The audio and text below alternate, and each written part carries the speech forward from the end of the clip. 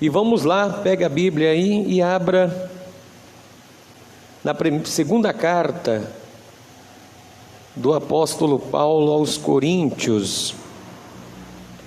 Segunda carta do apóstolo Paulo aos Coríntios, capítulo de número 5, a partir do versículo 17.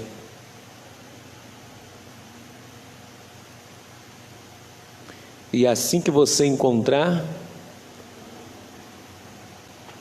2 Coríntios capítulo 5, versículo de número 17, diga graças a Deus.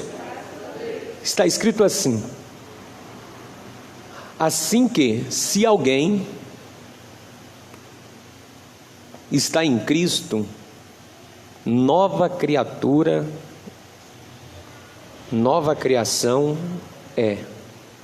As coisas velhas já passaram, e eis que tudo se fez novo. Verso 18: e tudo isso provém de Deus. Toda esta obra provém de Deus, que nos reconciliou consigo mesmo por Jesus Cristo e nos deu o ministério da reconciliação. Isto é, Deus estava em Cristo reconciliando consigo o mundo, não lhes imputando ao mundo os seus pecados, e pôs em nós a palavra da reconciliação. Amém? Eu vou ler mais uma vez os versículos de número 18 e 19. E tudo isto provém de Deus, que nos reconciliou consigo mesmo, por meio de Jesus Cristo. E agora, Ele, Deus, por meio de Jesus, nos deu um ministério de reconciliação. Um ministério Ele nos deu. Se te perguntarem qual é o seu ministério, você diga: é o da reconciliação. Esse é o único ministério que Deus em Cristo Jesus deu aos homens, o ministério da reconciliação. Esse é o ministério mais importante para Deus, não as denominações com conotação de ministérios. São importantes os ministérios criados pelos homens, mas o ministério mais importante para Deus é o ministério da reconciliação. Versículo 19: e isto é, Deus estava em Cristo reconciliando consigo o mundo. Então, em Cristo Jesus, Deus estava nos reconciliando com Ele mesmo, com Deus, não lhe imputando os seus pecados, e pôs em nós, e colocou em nós também a palavra do quê? Da reconciliação, o ministério da reconciliação e a palavra da reconciliação. Você crê que de fato isso provém de Deus? Então eu vou ler o versículo de número 19 e você repete comigo num bom som em alta voz. Isto é, Deus estava em Cristo reconciliando consigo o mundo, não lhes imputando os seus pecados, e pôs em nós a palavra da reconciliação. Você crê nisso? Então você que crê, desocupe as tuas mãos e vamos aplaudir a palavra de Deus, vamos aplaudi-la com toda a nossa força. Vai aplaudindo e vai glorificando a palavra do Senhor. Enquanto você aplaude, abra a tua boca e dá glória a Deus. vai aplaudindo e dizendo glória, glória ao nome do Senhor, vai aplaudindo e glorificando, Senhor nosso Deus e nosso Pai. Meu Deus, a tua palavra vai ser pregada agora nesta noite, meu Deus, então nos dá esta palavra da reconciliação, que o Senhor, meu Deus, através do teu Espírito, fale conosco agora nessa noite, em nome do Senhor e Salvador Jesus Cristo. Remova todo impedimento contra a pregação da tua palavra e prepare o nosso ouvido para ouvir e o coração para receber, em nome de Jesus. Diga amém, Jesus. Diga graças a Deus. Podem se sentar, por gentileza. Deus estava em Cristo reconciliando o mundo.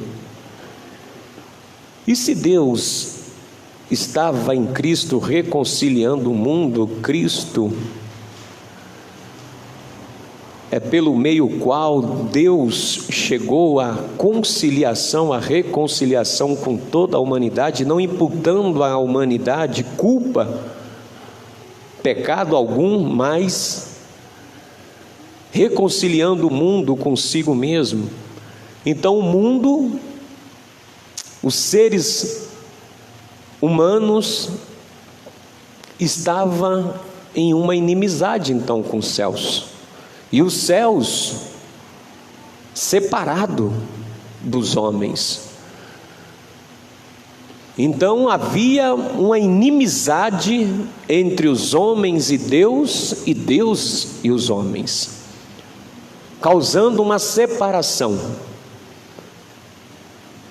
E a causa dessa separação e a causa dessa inimizade são as iniquidades e os pecados que cada ser humano comete arbitrariamente ou voluntariamente ou de forma involuntária também. Isso traz um rompimento, uma separação. E Isaías ilustra muito bem isso. Eu quero que você vá comigo no livro do profeta Isaías. Livro do profeta Isaías, capítulo de número 59. Isaías vai ilustrar isso muito bem. Versículo de número 1. Está escrito assim: eis que a mão do Senhor não está encolhida. Deus não recolheu a sua mão para a humanidade. A mão do Senhor não está retida para que não possa salvar. Deus sempre quer salvar, Deus sempre quer se aproximar do homem. É vontade de Deus se aproximar do homem sempre, estar com o homem no meio deles, habitando no meio deles. Sempre foi o propósito de Deus, desde o Éden. Deus nunca abandonou o homem, mesmo Adão cometendo a transgressão, cometendo o pecado, e Deus já sabendo da transgressão de Adão, mesmo assim Deus desceu no Éden para se relacionar com o homem e conversar com ele naquela tarde da transgressão. E Deus perguntou: aonde estás, Adão? Se Deus não quisesse contato com o homem, Deus da glória mesmo, não precisava se dar o luxo de descer da sua santa habitação no Éden, no meio de dois pecadores agora, de dois rebeldes, desobedientes, caídos. Deus poderia eliminá-los ali mesmo no Éden e recomeçar de novo, acabar com Adão e Eva ali mesmo, fulminá-los com a sua glória. Mas Deus desce no Éden, e notem que mesmo em pecados, Deus desceu no Éden e se comunicou com eles. Deus conversou com Adão e Eva, mesmo já cometido a transgressão e cometido o pecado. E Deus fez aquele interrogatório todo, como se fosse um tribunal. Adão, por que te escondestes? Eu me escondi porque estavas nu. Quem te falou que estava nu? Deus fazendo a cariação, chamou Adão, chamou a Eva, fazendo a cariação um com o outro, mas nenhum quis assumir a responsabilidade e a culpa da transgressão. e Deus decidiu sentenciá-los a uma vida dura, sofrida, angustiante, uma vida de dor, até morrer, até voltar ao pó tornar. Deus desceu no Éden ainda, para estender as mãos aos mortais, aos homens, através de Adão e Eva, mas não assumir a culpa, porque a mão do Senhor nunca está encolhida para que não possa salvar. Deus sempre vai insistir na sua obra-prima, que é o homem. Deus não desiste de nenhum mortal, Deus não desiste de nenhuma pessoa, ainda que os homens desistem, venha desistir do próximo, do seu familiar, do seu filho, do seu esposo, da sua esposa, dos seus entes queridos, e diz: eu vou abrir mão desta pessoa, por mais vil pecador que seja. Deus não abre a mão do mortal, do ser humano, porque Deus aborrece o pecado, mas ama ao pecador. Em todo o tempo, nem os seus ouvidos agravados para que não possa ouvir, mas, versículo de número 2, as vossas iniquidades, as vossas obras iníquas fazem separação entre vós e o vosso Deus. Então, o pecado, a desobediência à palavra de Deus, aquilo que Deus ordena, traz essa inimizade entre o homem e Deus, e os vossos pecados encobrem o seu rosto de vós, para que não vos ouça, por causa das iniquidades. Então há uma separação, há essa inimizade por causa da transgressão, essa separação. O pecado de cada ser humano promove essa divisão entre Deus e os homens, esse afastamento de Deus dos homens, e os homens se afastando de Deus também. E aí Deus, no seu infinito poder, decide vir a este mundo através de um corpo humano, habitar num corpo humano. Ele decide vir a este mundo para que, através do seu corpo, romper com essa separação, acabar com essa inimizade, acabar com esse abismo entre Deus e os homens, aonde desde a antiguidade se pinta um Deus sempre irado com a humanidade, querendo acabar com a humanidade, destruir com tudo. Mas Deus não quer destruir o homem. A prova que Deus não quer destruir o homem é que em Apocalipse capítulo 5, diz que o Cordeiro de Deus foi imolado antes do mundo existir. Deus, na sua presciência, Deus na sua grandeza, porque nele habita todas as coisas, presente, passado e futuro, coabitam juntos, nele existe simultaneamente presente, passado e futuro. Deus, na sua presciência, sabedor de todas as coisas, já tinha o Cordeiro imolado antes da fundação do mundo. Antes da terra existir, antes dos homens existir, João viu o Cordeiro de Deus que foi imolado antes da fundação do mundo. E quando João Batista viu, também disse: eis o Cordeiro de Deus que tira o pecado do mundo. Então Deus nunca teve por objetivo acabar com a humanidade e acabar com os mortais, mas Deus sempre, em todo o tempo, querendo se aproximar do homem, estar com o homem, reconciliar-se com o homem, estar ligado aos homens. Porém tentou através de Israel, mas Israel fracassou, seguindo os seus próprios caminhos e as suas próprias vontades. Mesmo recebendo a palavra de Deus, decidiram fazer o que bem entendiam, pelo que Deus os abandonou muitas vezes.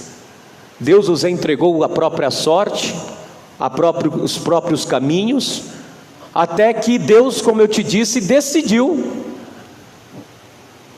vir a essa terra. Como disse João, eu quero que você veja aqui, vá comigo no Novo Testamento agora, quando João, ele faz uma declaração aqui, no capítulo de número 1, da sua primeira carta de João, quando o próprio Deus decide vir a essa terra. O Evangelho, primeira carta de João, capítulo 1, versículo de número 1, o que era desde o princípio, João disse, o que existe desde o princípio, o que vimos com os nossos olhos, o que temos contemplado e as nossas mãos tocaram a palavra da vida, porque a vida foi manifesta, foi exteriorizada, foi revelada por Ele, e nós a vimos, e testificamos dela, e vos anunciamos a vida eterna que está com o Pai, e nos foi manifesta. E o que vimos e ouvimos, como ele disse, o que vimos e ouvimos, isso vos anunciamos para que também tenhais comunhão conosco, e a nossa comunhão agora é com o Pai e com seu Filho Jesus Cristo. Então ele decide vir, e João disse, os nossos olhos viu, as nossas mãos tocaram, a gente presenciou o Verbo, o Deus invisível, tornando-se visível e habitando no meio dos homens. E veja aqui na carta mesmo, no livro de João, capítulo 1, Evangelho de João, capítulo 1,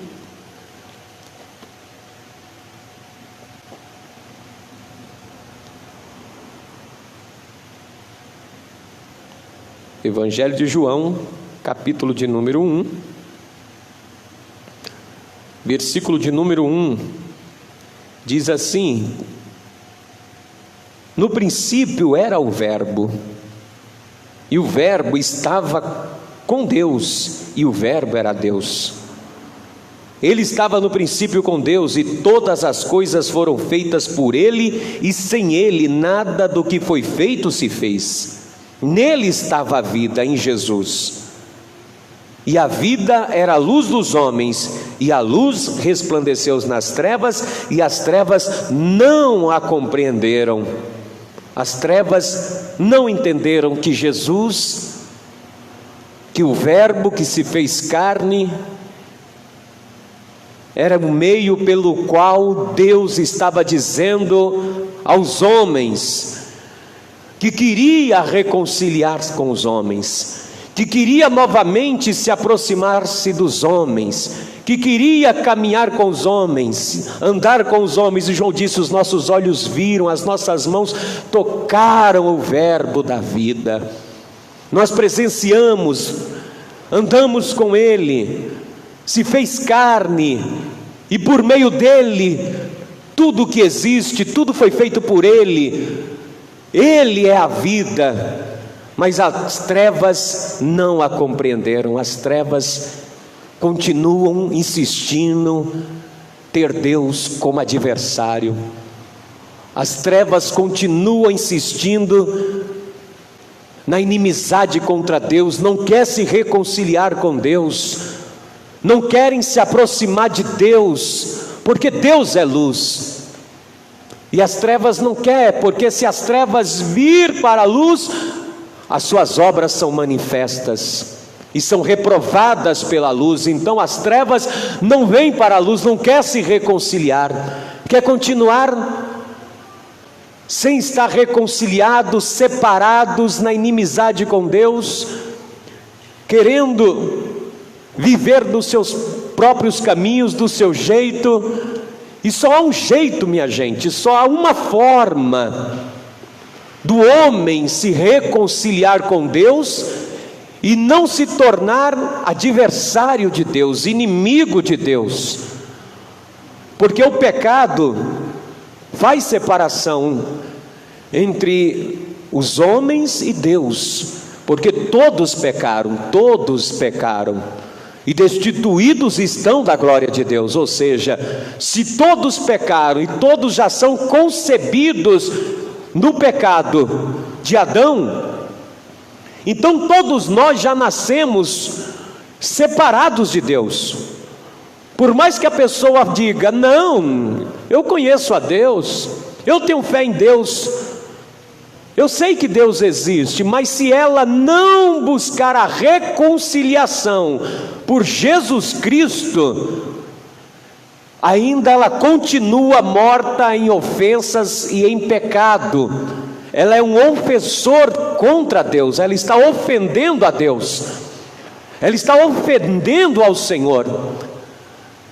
Então, Paulo vai dizer o seguinte, na carta dele aqui, eu quero que você volte comigo na primeira carta de Paulo aos Coríntios, segunda carta de Paulo aos Coríntios, capítulo de número 5, aonde nós iniciamos,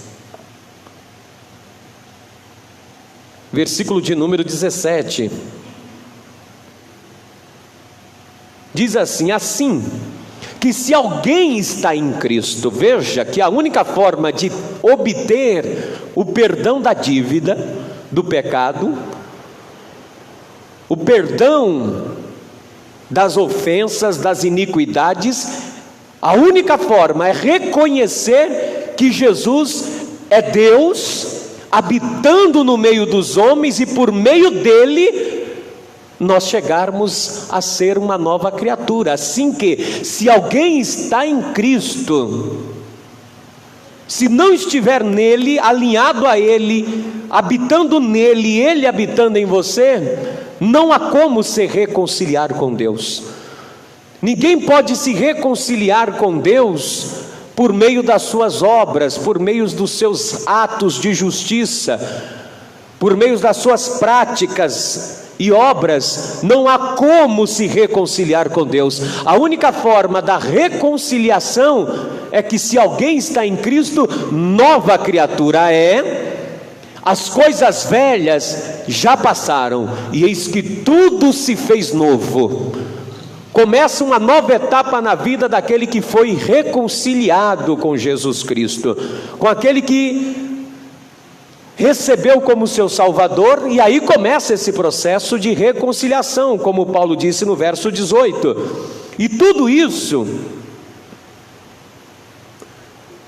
provém de Deus.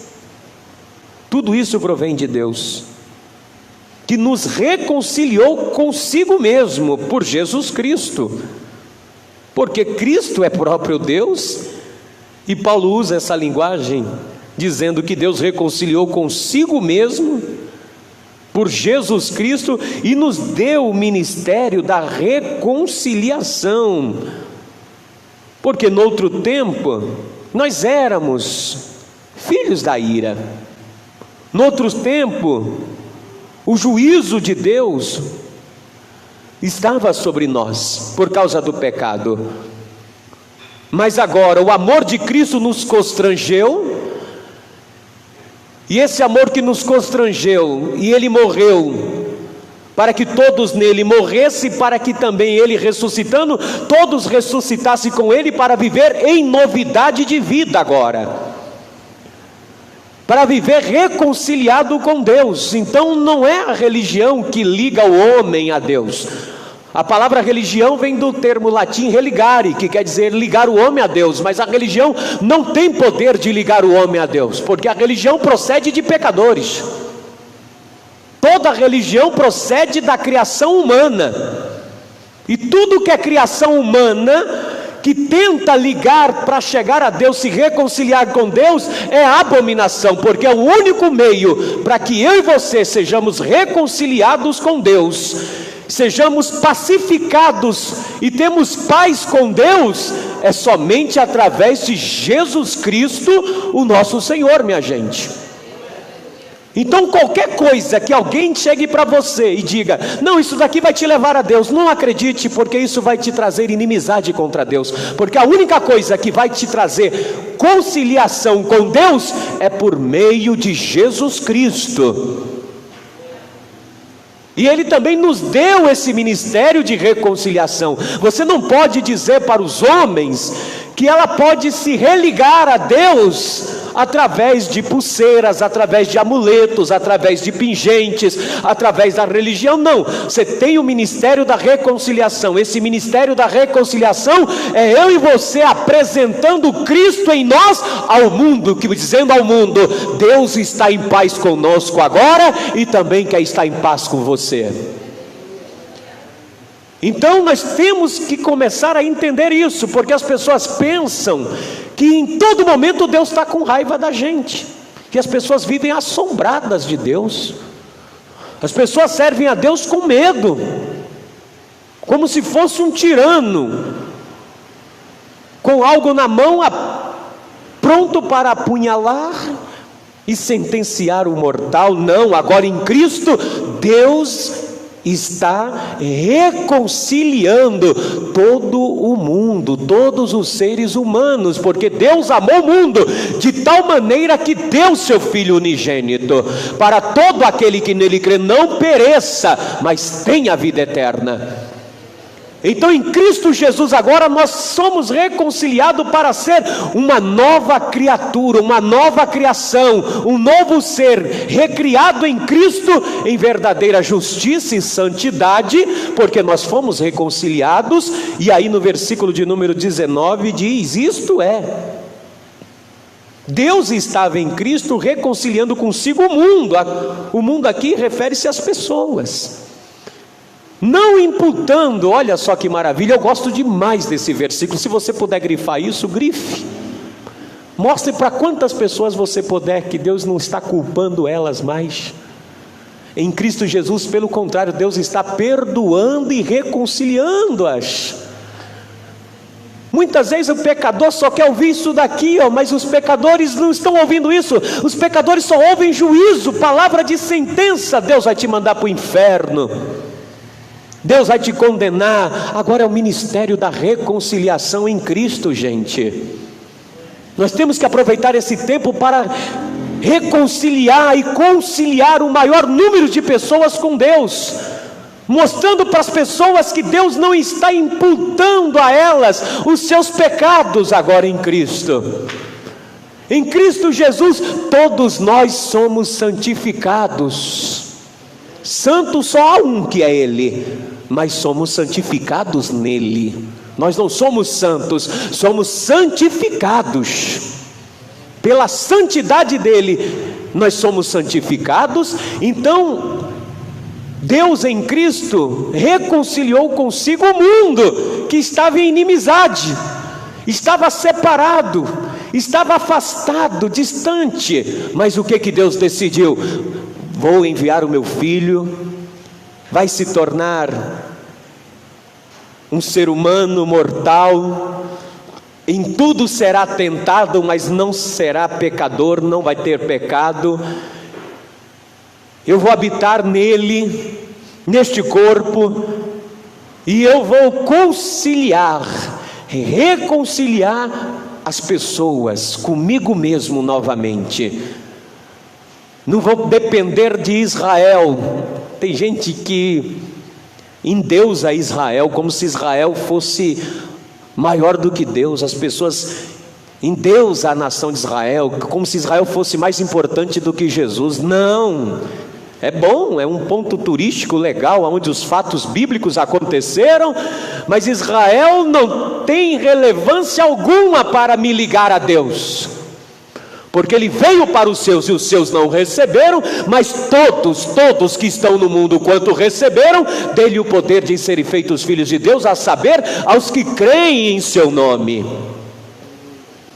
Então não tem que endeusar Israel, porque Deus estava em Cristo reconciliando consigo o mundo, não uma nação só, mas todos os habitantes, e não lhe imputando os seus pecados, e pôs em nós a palavra da reconciliação.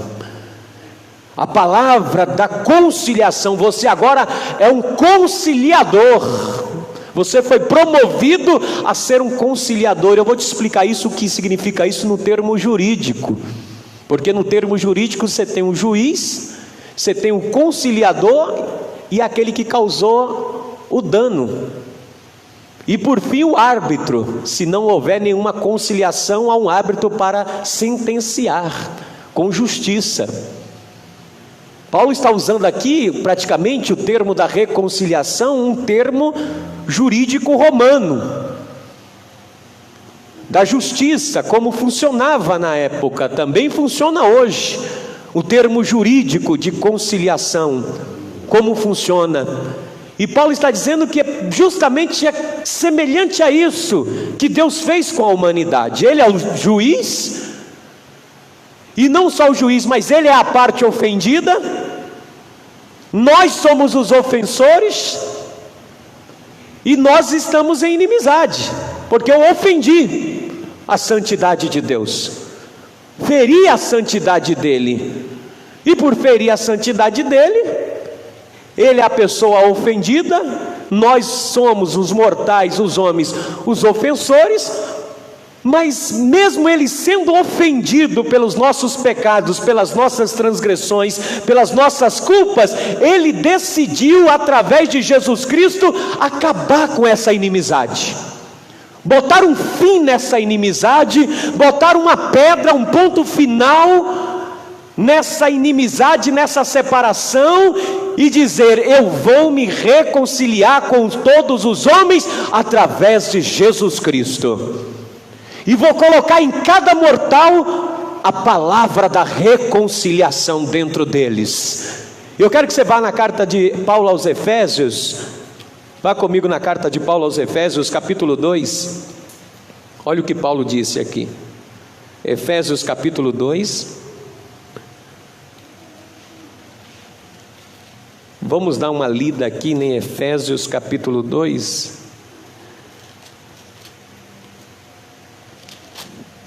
A partir do versículo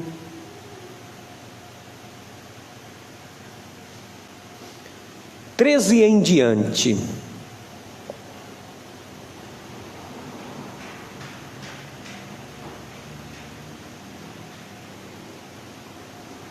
Diz assim: mas agora, noutro tempo nós éramos estranhos, separados, estávamos longe da comunidade de Israel, não fazia parte da aliança, nem das promessas. Mas agora, em Cristo, vós que antes estáveis longe, separado, já pelo sangue de Cristo chegastes perto. Ou seja, você está mais perto do que Deus, do que você possa imaginar. Pastor, mas eu pequei. Pastor, mas eu peco. Pastor, mas eu falho. Mas Deus estava em Cristo, reconciliando o mundo, não lhes imputando culpa nenhuma. Filhinhos, não pequeis, mas se pecar, tem um advogado. É um termo jurídico, isso é um jurídico. Tem gente que fica se martirizando porque cometeu uma falha, cometeu um erro, e acha que Deus está pesando a mão sobre si. Em Cristo Deus não está pesando a mão em ninguém. Em Cristo Deus está perdoando os homens. Eu canso de ouvir esse termo, principalmente é um termo muito vingativo no coração de muitos cristãos. Deus vai pesar a mão na tua vida. Isso é um termo vingativo, porque Jesus disse: eu a ninguém julgo. No dia do juízo, cada um vai dar conta das suas obras. Mas tem muitos cristãos torcendo para que Deus pese a mão em outros. Tomara que Deus sentencie fulano, tomara que Deus julgue. Você vai pagar, você vai sofrer. Pior do que feitiçaria, desejando a desgraça do outro. E aquele irmão, aquela pessoa é de Deus, porque passou pelas águas do batismo, crê em Jesus Cristo, recebeu como Salvador, mas as pessoas parece que se alegra em ver Deus sendo só juiz, sentenciando, mas Paulo disse: não, Deus agora está em Cristo, perdoando todos os homens dessa terra, não lhe imputando a eles culpa alguma. Nós que em outro tempo estávamos longe, agora pelo sangue de Jesus, Ele nos trouxe para perto, mesmo sendo pecadores, mesmo sendo o maior transgressor. E Paulo disse que dos pecadores ele era o maior. Se Paulo era o maior, então já ganhou de mim. Paulo disse: não tem pecador maior do que eu vou ver se eu chego a nível de Paulo. Paulo disse: dos transgressores, dos pecadores, eu sou o maior. Quando você começar a entender esse ministério da reconciliação e a palavra da reconciliação colocada em nós, você vai ver que todo sentimento de culpa, as enfermidades, inclusive psicossomáticas, somatizadas pelo sentimento de culpa, somatizada pelo sentimento de angústia, somatizada pelos sentimentos de remorso que a pessoa tem, dizendo: eu estou sendo sentenciado, Deus está longe de mim, Deus está distante de mim, Deus me abandonou. E eu estou aqui para te dizer nessa noite, no nome de Jesus Cristo, que você nunca foi abandonado por Deus, mesmo quando você estava na pior das condições, como o maior vil pecador. Deus não te deixou, não te deixará, porque o sangue de Jesus Cristo foi derramado sobre nós e nos trouxe para a presença dele. E agora eu e você, que noutra hora estávamos longe, agora estamos perto de Deus, em nome de Jesus Cristo. Diga glória a Deus. Ele te trouxe para perto dele, porque ele, olha só que bonito, porque ele é a nossa paz, o qual de ambos os povos fez um. Não tem mais inimizade, agora é tudo na santa paz, derrubando a parede da separação que estava no meio, que não permitia que os homens se reconciliassem com Deus. As ordenanças, as leis, os rudimentos da lei de Moisés, que mais afastava os homens de Deus do que aproximava o homem de Deus. E Jesus disse aos religiosos: vocês pelas vossas tradições não entram no céu e não deixam ninguém entrar. Vocês não deixam os homens se reconciliarem com Deus, Deus querendo se reconciliar com os homens, mas a religião dizendo: não, você não pode, porque a religião é seletiva, é a religião que determina quem é santo, quem não é, quem vai para o céu, quem não vai, quem pode, quem não pode. Mas em Cristo a parede de separação é derribada, na sua carne desfez a inimizade. Isto é, a lei dos mandamentos, que consistiam em ordenanças. Quem quer se ligar a Deus pela lei de Moisés, não vai, pelas ordenanças da lei, não dá, porque a lei, ela aponta o pecado. Nós só conhecemos o pecado porque a lei diz que é pecado. Se não tivesse lei, não saberíamos que era pecado. Você só conhece a transgressão porque a lei diz que é transgressão. Ou seja, você só sabe que roubar é transgressão porque a lei diz que não roubarás. Se não estivesse escrito na lei que roubar não fosse transgressão, então você não ia saber que roubar nunca seria uma transgressão. Você só conhece o pecado por causa da lei, que te diz: é pecado, é pecado. A transgressão é conhecida por causa das ordenanças, por causa da lei. E aí Cristo, pela sua carne, desfez isso, para criar em si mesmo, dele, dos dois, um novo homem, uma nova criatura. As coisas velhas se passaram, e eis que tudo se fez novo, fazendo a paz agora em Deus. E pela cruz, reconciliar ambos com Deus em um corpo, matando com ela as inimizades. Não tem mais inimizade nenhuma com Deus. Eu e você, nós não estamos a nível de inimizade nenhuma. E olha só, e vindo ele, Jesus, evangelizou a paz a vós que estavais longe e aos que estavam perto, porque por ele ambos temos acesso a quem agora? ao Pai em um mesmo Espírito, assim que já não sois estrangeiros, nem forasteiros, mas agora somos cidadãos dos santos e da família de Deus. Agora você pertence à família de Deus, você é cidadão dos santos, você é um cidadão diferenciado. E o que acontece nesse processo de reconciliação que Cristo fez? Colossenses diz o seguinte, vamos aqui em Colossenses capítulo 1, carta de Paulo ao Colossenses capítulo 1, Colossenses capítulo 1, versículo de número 19, melhor 20, capítulo 1, versículo 20. Diz assim: e que havendo por ele feito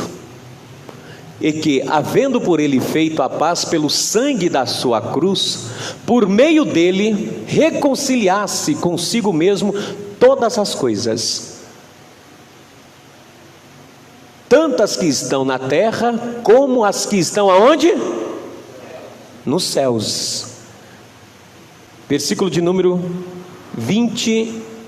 A vós também, que noutro tempo era estranho e inimigos no entendimento pelas vossas obras más, mas contudo ele vos reconciliou no corpo da sua carne, ou seja, na cruz, pela morte, para perante ele vos apresentar santos e irrepreensíveis e inculpáveis.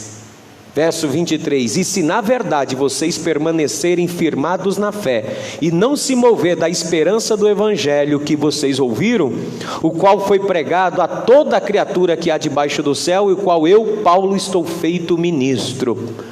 Paulo diz, você primeiro não pode se mover dessa reconciliação, vocês têm que permanecer firmes na fé, não se mover da esperança do evangelho que vocês ouviram, o qual foi pregado a toda a criatura.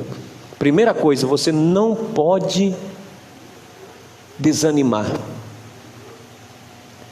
tem que permanecer fundados, arraigados, plantados nessa reconciliação, firme nela.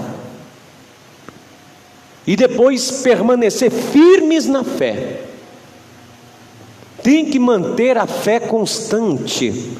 Tem que manter a fé ativa dentro de você.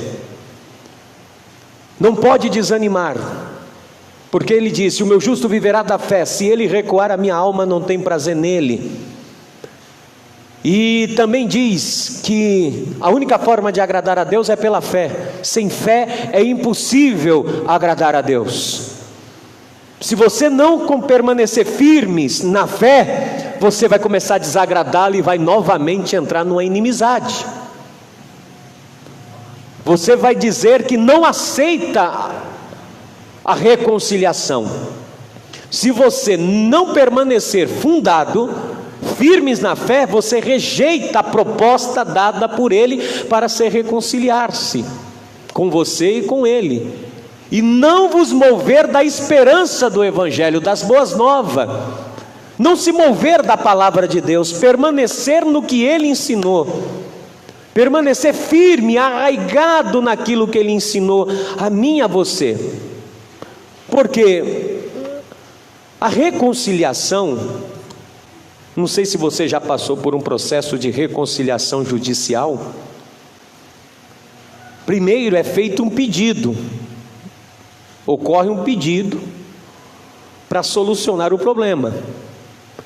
Então é feito um pedido diante de um tribunal para solucionar o problema entre as partes envolvidas, entre o ofendido e o ofensor, entre o que foi prejudicado e o que prejudicou. Neste caso, de um lado Deus e ainda sendo ele o próprio juiz. E do outro lado, eu e você. A proposta foi: estou dando a Jesus Cristo. Você precisa permanecer nele, firmados na fé nele, não se mover do que ele ensinou, porque ele tirou a parede de separação e foi dada a proposta na conciliação. E aí, nessa conciliação entre o juiz, o ofensor, porque Deus também, ele é juiz, e a parte ofendida, o tribunal, e nós, o ofensor. E entre ambos tem que ter um mediador, chamado de mediador, ou conciliador, entre as partes. Chamam-se as partes, o tribunal nomeia um conciliador, e esse conciliador tem por objetivo unir as duas partes e chegar num acordo e sanar o problema a ponto de nenhuma das partes ficar prejudicada, e nenhuma das partes sofrer danos. Então o que ocorreu? O tribunal celestial nomeou o varão perfeito Jesus Cristo como conciliador entre as partes. Jesus, dentro desse processo jurídico, ele seria o conciliador, e ele iria chamar, e ele chama eu e você, Deus Pai, o Todo-Poderoso, de um lado, e é o juiz também, e Jesus é o advogado nosso. Olha que cenário fantástico de uma ação judicial celestial aconteceu por causa de nós, mortais. E aí o conciliador vai ouvir as partes. Ele ouve as partes, o conciliador, e aí ele vai tentar harmonizar o máximo possível para que haja paz entre os dois, e os dois saiam do tribunal com a certeza de que pode ter paz tranquila, que nenhum e nem outro sairá prejudicado nessa. E é o que Jesus Cristo fez conosco. Ele quer que eu e você, que aceitou o tribunal celestial e que fomos colocados, e que nós nomeamos ele também como nosso conciliador, e não só como conciliador, mas advogado nosso. Ele quer que eu e você tenhamos a certeza que nós podemos chegar diante dos céus, diante de Deus, sem culpa nenhuma, sem acusação nenhuma, sem peso nenhum na consciência, sabendo que você foi perdoado e pacificado em Cristo Jesus. E Paulo ilustrou isso tão fantasticamente na segunda carta dele a Timóteo. Na primeira carta dele a Timóteo, eu quero que você veja comigo. Olha o que Paulo disse: já que existe um conciliador, que é o mediador, olha o que Paulo disse, na primeira carta de Paulo a Timóteo, capítulo 2, 1 Timóteo, capítulo 2, versículo de número 5, porque só há um só Deus, e um só o quê? Mediador. Ele é o mediador, ele é o reconciliador entre Deus e quem? Os homens. Jesus Cristo, homem. Ele é o nosso mediador, ele é a pessoa que vai nos conciliar com Deus. Para quê, pastor? Para que nós sejamos homens e mulheres que tenham a certeza de que em nós não há culpa nenhuma mais, que nós podemos nos aproximar, como Paulo diz: chegai-vos com inteira certeza diante do trono da graça. Ele nos reconciliou com Deus pelo seu corpo, para que eu e você chegasse diante de Deus na certeza de que nós seremos ouvidos, que nós seremos atendidos, que você será atendido. Então, pastor, eu tenho petições a ser feitas, pastor, eu tenho petições para ser feita a Deus, pastor, eu tenho que pedir algo para Deus, mas olha, eu sou tão pecador, parece que Deus não me ouve, parece que Deus não me quer, parece que Deus não me responde, porque eu sou um pecador, eu sou isso, eu sou aquilo. Não, agora é para você chegar com inteira certeza de fé, de confiança, diante do trono da graça. Você não tem que chegar diante de Deus temendo, com medo, como se Deus fosse acabar com você, destruir você. Eu não vou pedir não, porque eu não sou merecedor. Eu não vou falar com Deus não, eu nem sou digno de falar com Deus. Você tem que parar com essa falsa humildade e abrir o teu coração com inteira certeza de fé diante do trono da graça, para que você seja ajudado e ajudada nesse tempo que se chama hoje. Então, se você quer ser ajudado e ajudada hoje, respondido e respondida hoje, tenha certeza que em você não há culpa, não há condenação, não há nenhuma transgressão que impeça você de ser atendido e atendida e abençoado em nome do Senhor e Salvador Jesus Cristo. Diga glória a Deus, diga amém, Jesus. Nada te impede de ser atendido, nada. Porém, para mim está encerrando, eu quero te lembrar do seguinte: nesse processo de jurisdição, tenho o juiz, que ele analisa a proposta do conciliador, do mediador, e diz: a proposta é boa, eu aceito. E Deus aceitou a proposta. A proposta foi Jesus dizendo: eu vou me entregar por toda a humanidade, vou me entregar por todos os homens. O juiz acatou o pedido, Deus aceitou o sacrifício de Jesus Cristo, ele aceitou Jesus como meio de pacificação entre ele e os homens. Então todos os homens que querem se achegar a Deus têm que passar por Jesus Cristo. Se tentar chegar diante da presença de Deus sem essa esperança, sem essa confiança, continuará arrumando um grande problema para a própria vida. Mas se aceitar a proposta do juiz, que diz: é essa aqui, você quer para pacificar comigo, para se reconciliar comigo, a proposta é essa. Nem você sai perdendo e nem eu saio perdendo, todos vão ganhar aqui.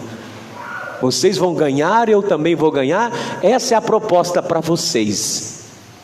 Porém, se a pessoa não aceitar a proposta do mediador, do juiz, no teu caso e no meu caso se nós não aceitarmos, tem uma pessoa também nesse tribunal chamada de árbitro, que é uma pessoa que não tem sentimento nenhum entre as partes. No processo judicial funciona assim: aí o árbitro entra, você diz: eu não aceito essa proposta, como muitos não querem a proposta de Jesus, de viver uma vida em Cristo. A pessoa diz: eu não quero. Aí o árbitro entra. Quando o árbitro entra, ele não tem partes, ele não tem sentimento por nenhuma das partes. O árbitro entra para sentenciar a pessoa e o juízo permanecer sobre ela. E aí, se você não aceitar a proposta do Evangelho, se você não aceitar Cristo como mediador e abrir mão disso, o árbitro vai te declarar culpado, te declarar culpada, e um juízo paira sobre a sua vida. Um juízo não só neste mundo, mas um juízo eterno. Um juízo que vai te levar para a condenação eterna. Um juízo que não há como você livrar-se dele, porque a única forma de você abrir mão do juízo, somente aceitando a proposta do mediador. Se não aceitar a proposta do mediador, um juízo paira. E esse árbitro celestial vem e sentencia, vem para te acusar. O diabo faz esse papel muito bem. O diabo não tem sentimento nem para com você e nem para com Deus. O diabo, quando olha que vê que você rejeitou a proposta da reconciliação, como o diabo não tem parte com Deus e nem tem parte com os homens, ele vem e lança o juízo sobre você de condenação. Um juízo paira sobre você e você tem que pagar a sentença. Quando você, na audiência de conciliação, não aceita a proposta dada, você tem que arcar com as despesas, inclusive do processo. Toda a responsabilidade do processo é sobre ti. Vou te dar um exemplo. Hoje mesmo eu resolvi uma questão dessa jurídica. Eu financei um carro no meu nome, para um parente, e ele entrou na justiça para amortecimento da dívida do carro. O banco chamou para uma audiência de conciliação. Eu sou o que está no meu nome, financiamento. O banco me enviou uma proposta, na época 21 mil a quitação, se ele abrisse mão do processo, se ele tirasse o processo contra o banco.